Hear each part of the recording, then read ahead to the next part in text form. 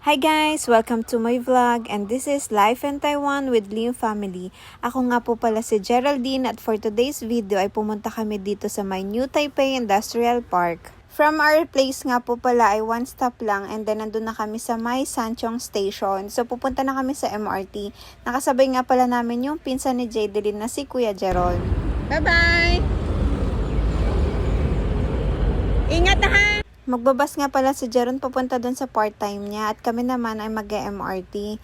Ayan nga't maglo-load muna ako. So ilalagay nyo lang dyan sa machine and then add value. Pwede palang English dyan. And then insert nyo lang kung magkano yung ilo-load nyo. Kami ay 100 yung niload namin. Tapos ayan, add value and then done na po. Tapos papasok na kami dito at si baby ang taga-top namin ng top card ko. At sobrang dali nga lang talaga ng biyahe. Nasa A3 station nga po pala malapit yung bahay namin. So guys, nandito kami ngayon sa May Sanchong. Kasi pupunta kami ng Tulay. Kakain kami ng buto-buto. Namiss ko na kumain ng buto-buto doon. Got my baby Tommy. And there's ang aking mag-ama. Maaraw siya ngayon pero it's cold.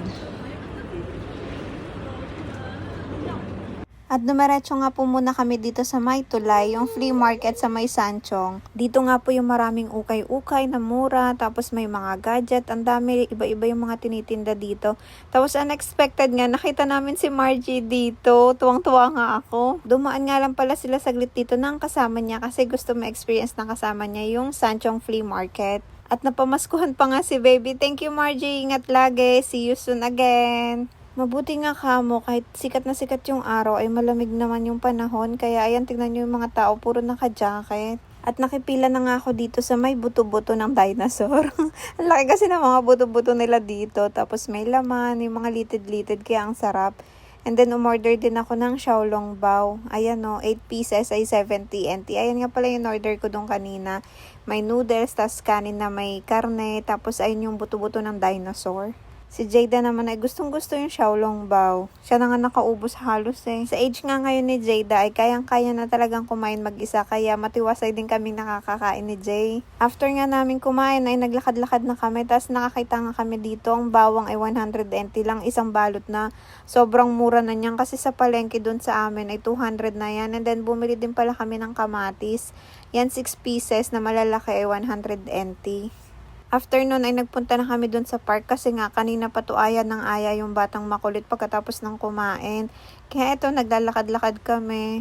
Mabuti nga nakasombrero siya at nakasombrero din ako kaya si Jay na lang yung nagpapayong. Kaya sobrang trick talaga yung araw kahit malamig. At sobrang tuwang-tuwa talaga yung anak namin. No, ngayon na lang kasi kami ulit nakalabas eh. At ito nga una niyang nilaro. Dati nga sinasamahan ko siya since buntis ako ngayon kaya hindi ko siya masamahan. Kabado pa nga ako dyan pero siya chill na chill lang oh. And then next ngayon umakyat siya dyan. Hindi ko na nga siya nagagamit. Dati sabay-sabay kami umaakyat dyan dalawa eh. Ngayon na hindi na pwede kasi nga 8 months and 2 weeks na yung tiyan ko. Kaya ayan, taga-video na lang ako. At naniniwala talaga akong kaya niya kasi nga sanay din yan dun sa park malapit sa amin. Pero hindi gantong mahaba yung inaakyat. At sobrang tagal na nga namin hindi nagpupunta dito. Ngayon na lang ulit talaga. Sa school nila may ganyan din pero maiksi lang naman. At dyan nga sa dulo ay kinakabahan ako kasi hindi niya alam kung paano bumaba. Pero ayan, sabi ko naman ay kaya niya yan. Kaya nagawa niya. Tapos mag-i-slide sila dyan. O, diba? Enjoy na enjoy yung mga bata dito at libre lang talaga. Sobrang lawak nga neto. Naku, pagka-uwi talaga sobrang sumakit yung katawan ko. Nung pagka-uwi na lang namin yung nakahiga na ako, saka ko doon naramdaman yung sakit ng katawan ko. Pero okay lang, nag-enjoy naman yung bata-batuta ako.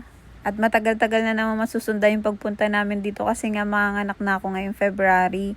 Tapos ayan nga si Jada, bumili kaming ice cream at gusto niya may marshmallow pa. Tapos ayaw niya nga gastusin yung pera kasi nagsisave daw siya pang castle. Pero request naman ng request ng ice cream. Kaya ayan, pinagbigyan na namin. After neto ay umuwi na kami kasi around 2 PM na to, mga 2:30 siguro. And then, naglalakad na kami kasi saglit lang naman yung biyahe. Hanggang dito na lang. Salamat sa panonood. Please don't forget to like and follow. Bye-bye!